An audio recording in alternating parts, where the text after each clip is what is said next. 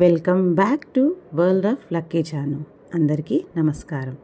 ఈరోజు మనం వచ్చాం తెలంగాణలోని అత్యంత పవిత్రమైన స్థలం యాదాద్రి శ్రీ లక్ష్మీ నరసింహస్వామి దేవాలయానికి. ఇది ఒక ఆధ్యాత్మిక ప్రదేశం మాత్రమే కాదు, ప్రతి రాయిలోనూ భగవంతుని సాక్షాత్కారం కనిపించే పవిత్ర క్షేత్రం. పదండి, కుడివైపుకి తిరిగితే మనము బస్టాండ్, అలాగే కళ్యాణకట్ట, పుష్కరిణి దర్శనం చేసుకొని స్వామివారి కొండపైకి వెళ్ళిపోదాం. అదిగోండి, ఇదే పుష్కరిణి. పుష్కరిణికి ఎదురుగానే కళ్యాణకట్ట ఉంటుంది. స్వామివారి మొక్కు తీర్చుకోవలసిన భక్తులు అక్కడ స్వామివారికి తలనీలాలు అర్పించి ఇదిగోండి ఈ పవిత్ర పుష్కరిణిలోనే స్నానం ఆచరించి కొండపైకి వెళ్ళవచ్చు స్వామి దర్శనానికి. పదండి, మనం కూడా స్వామివారి దర్శనం చేసుకోవడానికి కొండపైకి వెళ్ళిపోదాం. పదండి, మరి మనం పురాణ గాథను కూడా వినాలి కదా. పురాణ కాలంలో యదు మహర్షి అనే ఋషి ఇక్కడ తీవ్రంగా తపస్సు చేశారని చెబుతారు. ఆయన తపస్సుతో సంతోషించిన లక్ష్మీ నరసింహస్వామి స్వయంగా దర్శనమిచ్చారట. ఆ తర్వాతే ఈ గుట్టకు ఆయన పేరు మీదుగా యాదగిరి గుట్ట అని పిలువబడింది.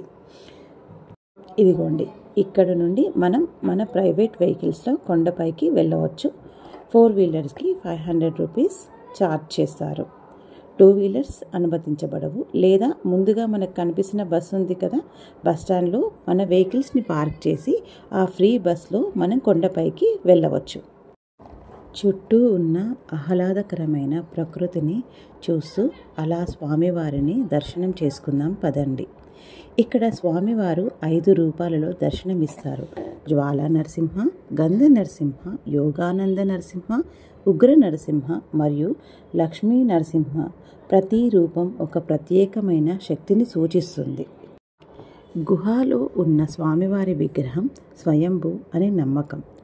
ఎవరైనా భక్తితో వచ్చి స్వామివారి దర్శనం చేస్తే వారి మనోకామనలు నెరవేరుతాయని విశ్వాసం. కొండపైకి వెళ్ళే దారి చాలా బాగుంది. యాదాద్రి పక్కనే ఉన్న అందమైన కొండలు, రోడ్డుకు ఇరువైపులా ఉన్న దృశ్యాలు చాలా ఆకట్టుకున్నాయి. పదండి, అదిగో కనిపిస్తుంది కదా స్వామివారి గోపురం. మాటల్లోనే మనం గుడికి చేరిపోయాము. పదండి, ముందుకు వెళ్ళి వెహికల్ని పార్క్ చేసి స్వామివారి దర్శనానికి వెళ్ళిపోదాము. ఇదిగోండి, ఇక్కడ ఫ్రీ బస్సెస్ చెప్పాను కదండి, అదిగో మనకు కనిపిస్తుంది. బస్టాండ్ దగ్గర నుంచి కొండపైకి వరకు ఫ్రీ బస్సెస్ ఏర్పాటు చేశారు.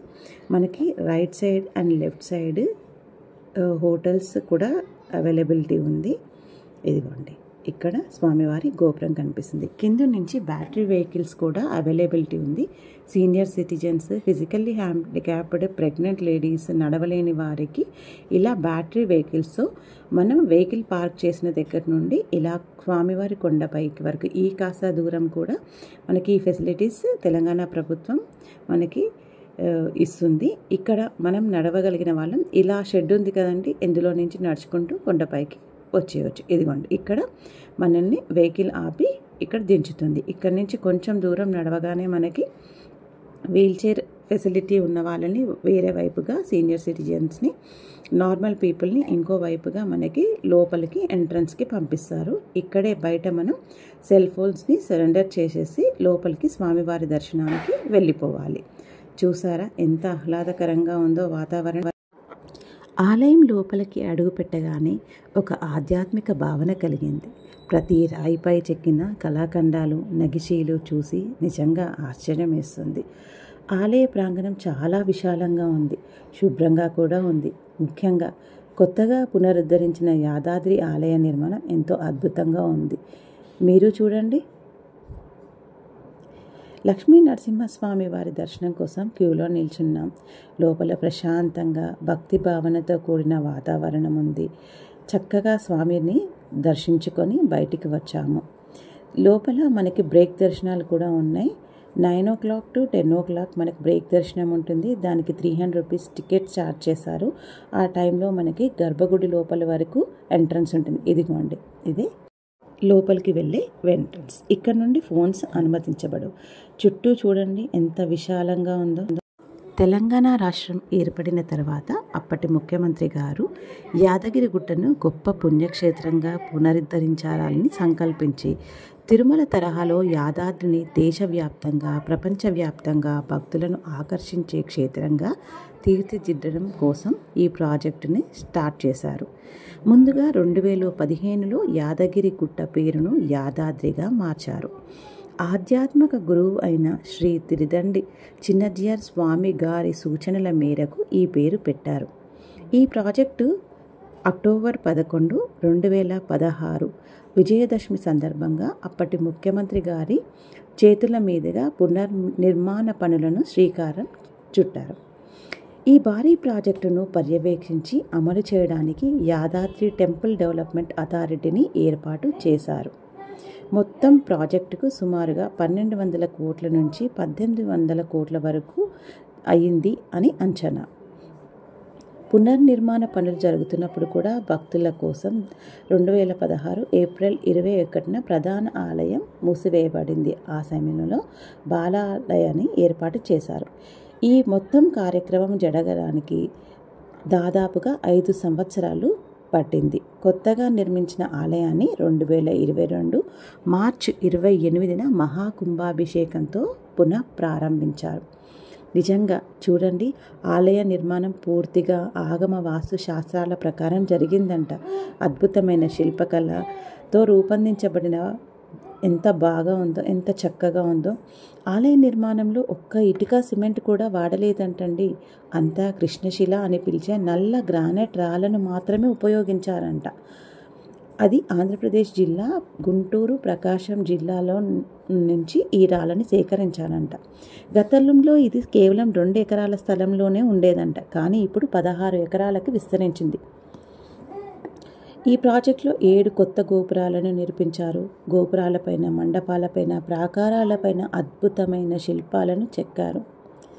పునర్నిర్మాణం భాగంలో కళ్యాణ మండపం, వ్రతపీఠం, విశాలమైన క్యూ లైన్లు, అన్నదానం కోసం ప్రత్యేక మండపం వంటి అధునాతన వసతులను కూడా ఏర్పాటు చేశారు. మనకు ప్రధాన ఆలయ గోపురానికి బంగారు తాపడం చేయించారు. దీనికోసం సుమారు 125 కేజీల బంగారాన్ని సేకరించారంట. చుట్టూ చూశారు కదా, నిజంగానే కొత్త నిర్మాణం. యాదగిరిగుట్ట నుండి యాదాద్రిగా మారిన మన తెలంగాణ పుణ్యక్షేత్రమైన శ్రీ లక్ష్మీ నరసింహస్వామి వారి ఆలయం ఎంత అద్భుతంగా ఉందో చూడండి. చక్కటి వాతావరణంలో భక్తి పారవశ్యంతో, భక్తుల నడుమ భక్తిభావంతో ఓం నమో నారాయణ, ఓం నమో లక్ష్మీ నారసింహాయ నమః అంటూ పారవశ్యంతో స్వామివారిని దర్శనం చేసుకున్నాం. పదండి ఇప్పుడు కిందికి దిగి వచ్చి కొండ కింద ఉన్న పాత లక్ష్మీ నరసింహస్వామి వారి దర్శనం కూడా చేసుకుందాము. ఇక్కడే స్వామివారు మొదటిగా వెలిసారని ప్రతీతి. ఇక్కడ మేము వెళ్ళేసరికి క్లోజింగ్ టైం అయింది. కాసేపు అయ్యాక దర్శనం చేసుకొని పక్కనే ఉన్న శ్రీ వీరాంజనేయ స్వామి దర్శనం కూడా చేసుకున్నాము.